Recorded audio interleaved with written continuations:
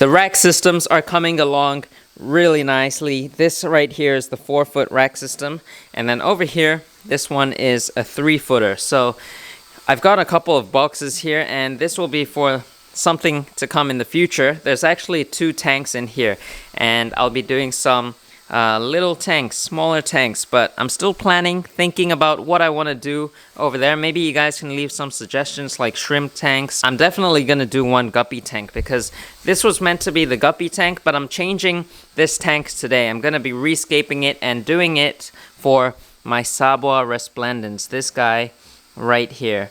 This tank is going to be just for them, so I think it's time to get started. Let's take this thing down and reset it. As you can see, I've got some gravel in here. I've got some plants, 𝗲𝘾𝗀𝘀𝗀𝘀, and this driftwood. So I'm gonna take everything out. The other plants that were in here, I've moved to another tank temporarily, and right now I'm just gonna take this all out.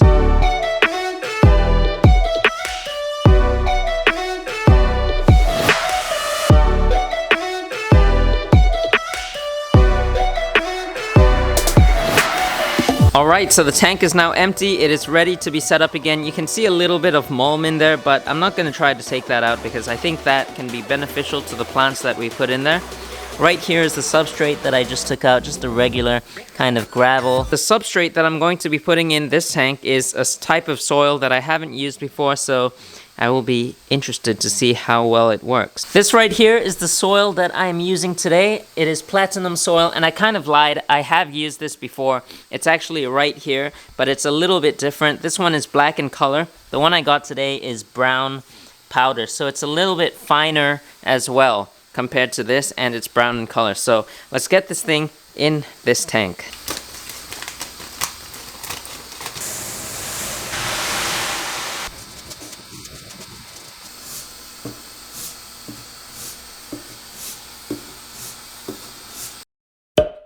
I am seriously loving the color of this brown soil. Take a look at that. I can't wait for when I fill this up because I think I will like it even more. And once it's all planted, it'll look even better. But this right here is the black color soil. Let me know which one you like down below more, or if you like both. I guess it's personal preference because it also depends on the type of fish and plants you put in the tank. So let me know which one you would prefer. One really nice thing about this soil is that it doesn't crumble so easily. Like this one I've had running for almost a year and I don't see any signs of it crumbling. So it's a really solid soil.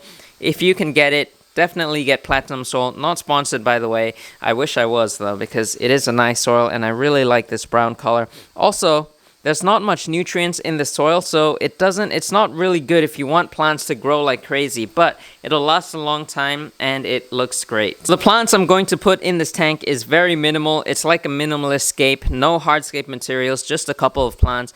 And what I'm going to use is this right here, the 𝗲𝘾𝗀𝘀𝗀𝘀 that was previously in this tank, as well as this plant. This is a type of 𝗲𝘾𝗀𝗀𝗀. It's called 𝗲𝘾𝗀𝗀𝗀 slender, very similar to 𝗲𝘾𝗀𝗀𝗀𝗀 nana, but it's not nana. It's called 𝗲𝘾𝗀𝗀𝗀𝗀 slender, and there is like almost no information about this plant in English, but there is if you search it up in Japanese. I think it's a pretty new plant. It's said to be native to Japan, so maybe that's why there's no information about it in English, but let's get it in this tank. Let's get this tank planted and all set up because I'm really excited. I can't wait for this thing to be filled. First, let's get the soil wet. Perfect. This right here is the perfect condition to plant your tank. I'm going to start off with this plant right here, the 𝗲𝘾𝗀𝗀𝗀𝗀. It was actually doing really well in the gravel substrate. Not really well, but it was doing okay. You can see the roots here have been growing, so that's a good sign. So let's get this one in here.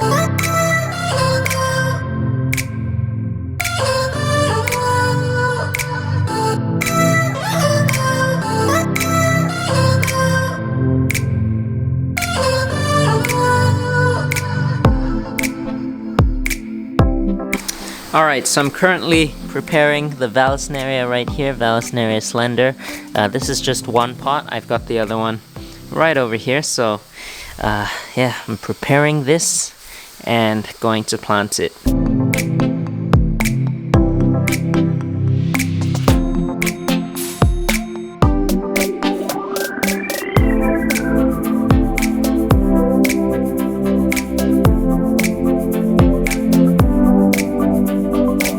Alright, Alright, so it's been about 3 days since I set this tank up. The plants are looking good. Look at the dwarf Sagittaria. They still have to get adjusted and get used to this new environment, but I think they'll do alright. Really hardy plants in this tank, just 2 types, the Vallisneria, the dwarf Sag, and then we'll have a nice group of sawbwa resplendens. And by a nice group, I mean like a small little group of 6 or 7 of these fish, because that's all I really have for right now.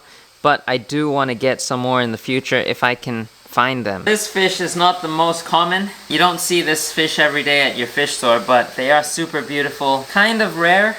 And if I can get some more, I'd really love to get more of these. Alright, so there they are. I've only got a small little group of 7 of them, and I've got mostly males, which is nice.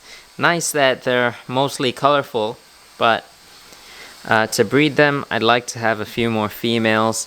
I put this crinum in here, just letting it float, just so that they feel safer.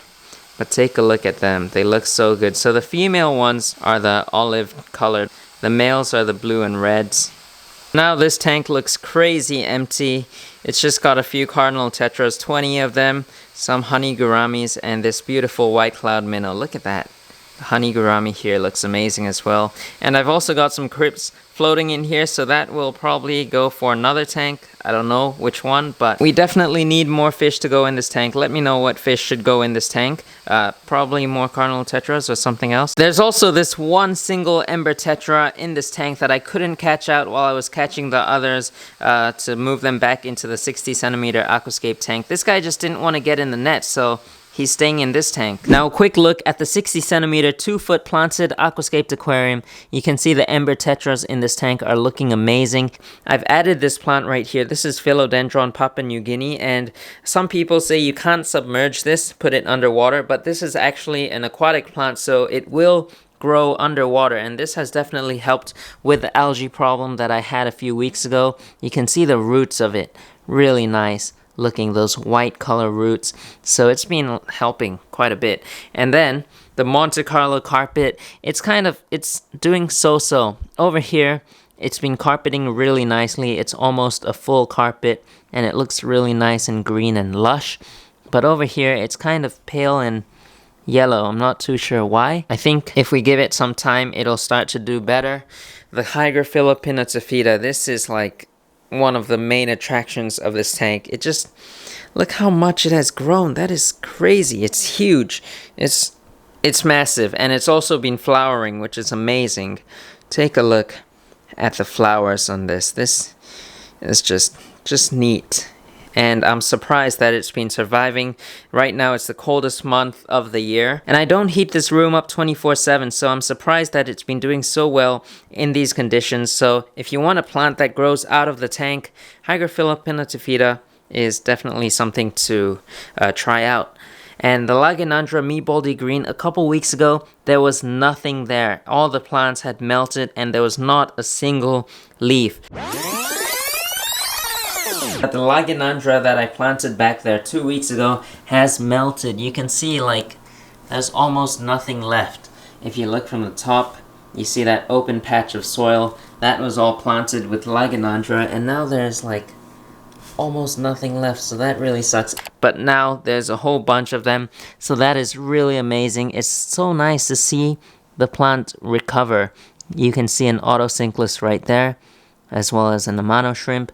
And then the other autosynclus is over there. And excuse the dirty glass lily pipes, I haven't been maintaining them at all. I've been doing the regular water changes, a lot of water changes actually. So that's why I think the algae has gone down. But the lily pipes, I haven't been cleaning them at all. Here's another autosynclus right here. So they've been doing really well in this tank.